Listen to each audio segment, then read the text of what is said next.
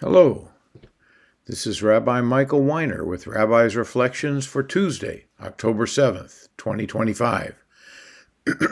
Today is the first day of Sukkot. It's also the second anniversary of the October 7th massacre. Please join me and Jan and many others in praying for the release of all our hostages. Psalm 37, verse 9, Part 7. For evildoers will be cut off, but those who wait for Adonai, they will inherit the land. How many ways are there to say the same thing? Apparently, from the substance of this psalm and many other scriptures, there are endless possibilities.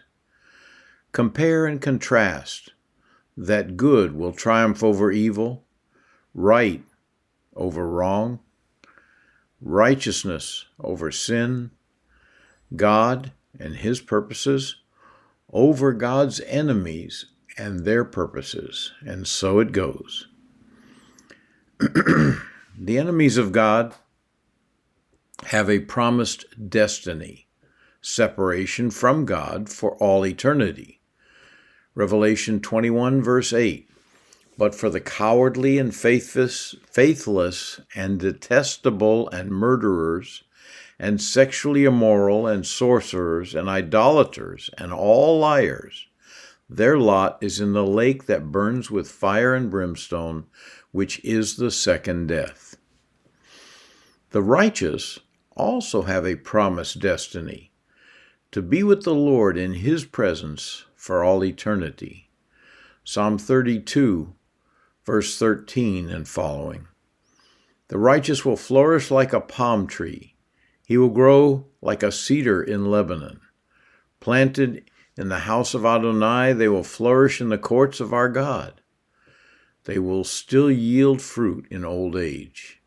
They'll be full of sap and freshness. They declare, Adonai is upright, my rock, in whom there is no injustice.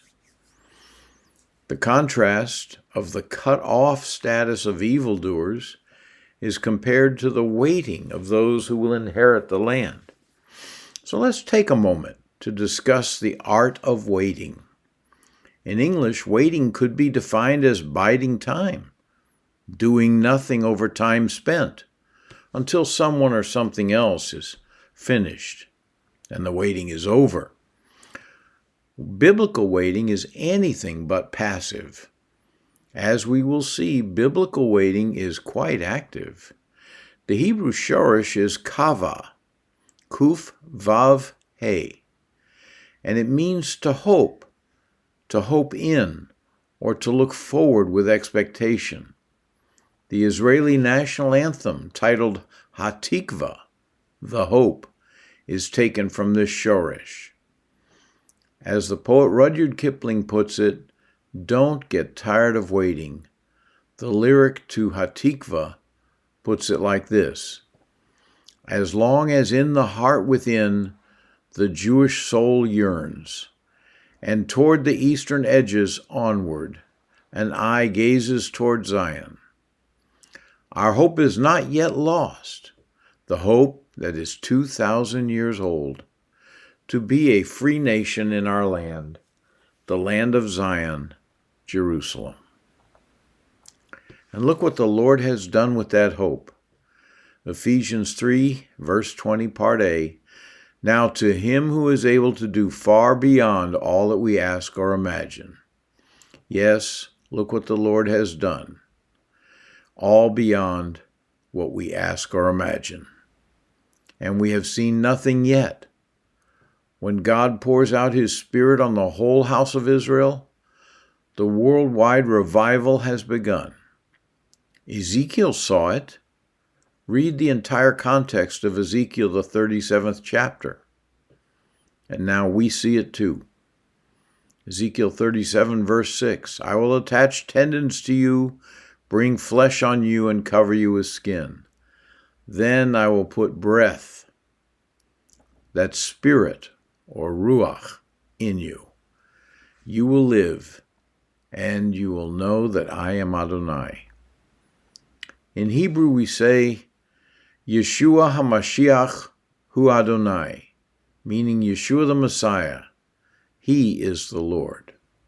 We know it, and soon all Israel will know it too. Paul also wrote about the salvation of all Israel.